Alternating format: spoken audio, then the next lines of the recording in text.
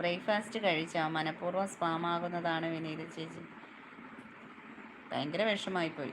എനിക്കത് സഹിക്കാൻ പറ്റാതായിപ്പോയി. കാരണം അങ്ങനെ ഒരു അത്രയും ഒരു പോക്ക് പോയപ്പോൾ എനിക്ക് സഹിച്ചില്ല. ഞാനന്നങ്ങ് നിങ്ങളുടെ മനുവും ശ്രീജയൻ ചേട്ടനും ഇല്ലായിരുന്നല്ലോ ആ ലൈവിൽ രാവിലത്തെ.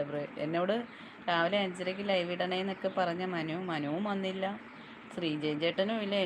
എനിക്ക് സഹിക്കാൻ വയ്യ. എന്ന് വെച്ചാൽ ഒന്ന് പറയാൻ, നമുക്ക് പറയാവുന്നവരോട് പറയാനും പറ്റുന്നില്ലല്ലോ.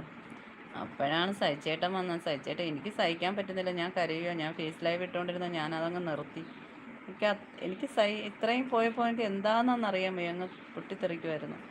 പിന്നെ ചേട്ടൻ എനിക്കൊരു സമാധാനമൊക്കെ തന്ന്, ഓക്കെ വിഷമിക്കേണ്ട, ഇതൊക്കെ ഇതിലുള്ളതാണ്, നമുക്കിതെല്ലാം തിരിച്ചു പിടിക്കാമെന്നൊക്കെ പറഞ്ഞപ്പോൾ ഒത്തിരി സന്തോഷമൊക്കെ ആയി കേട്ടോ.